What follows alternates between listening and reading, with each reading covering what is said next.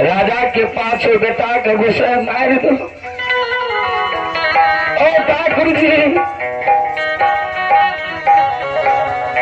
बेटा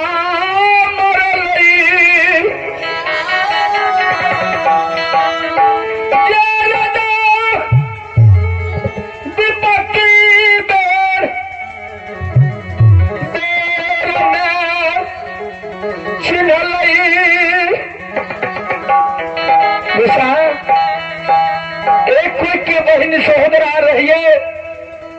दुख के बेर में कुढ़िया शरीर ला गेल रही है, बहन हमरा नहीं छीन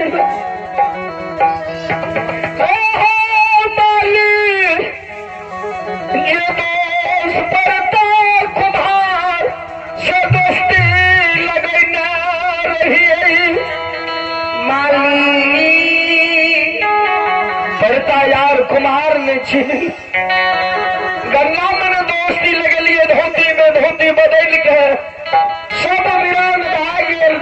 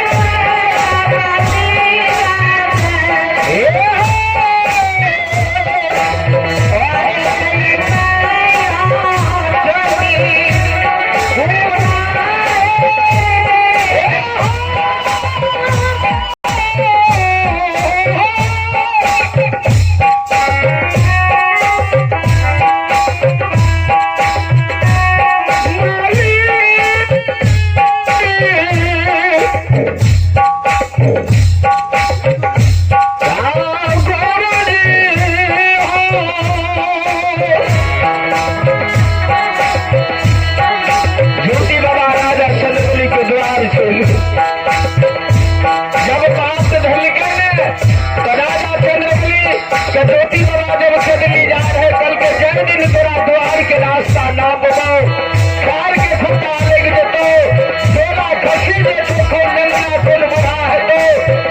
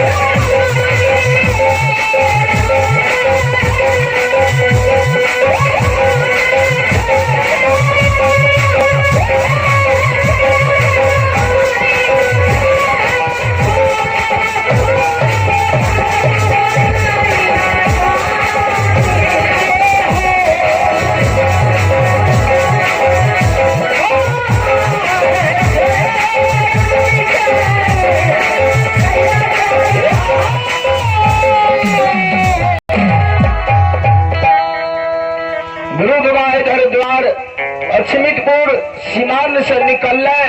उधर रानी के पांचों बेटा जे मरल रहे, एक एक दिन पर चुटकी पगी नहीं रहे। और दिन का सप्ताह, सप्ताह का महीना, महीना का साल बना दे। जब 12 साल बीत गए तब वो बेटा कन्हा सुना तिल फूल लगा कौन ऐसा बेटा मर गई वो साल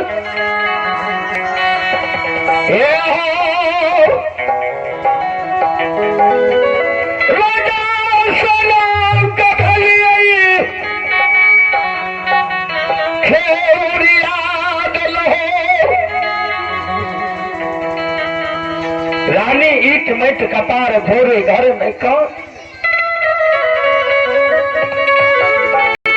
रानी जे कौन ने चंद्रवली राजा हृदय से लगा ले रानी के किया कहने छो आज तू कौन नहीं छोड़ नहीं जाए कि रानी तराप तमरी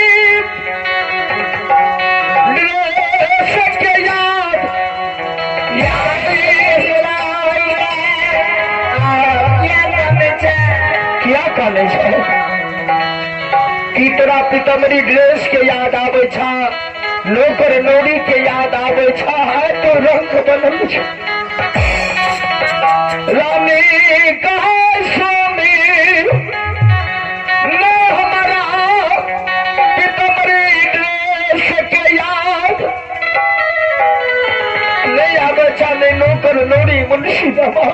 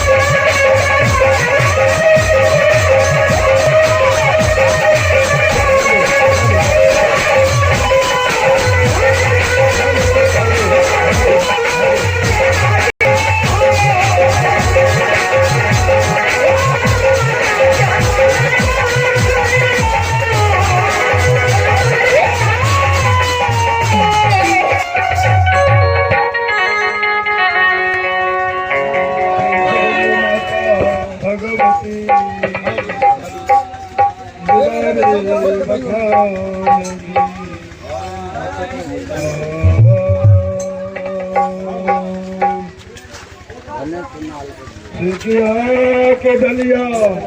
मैया है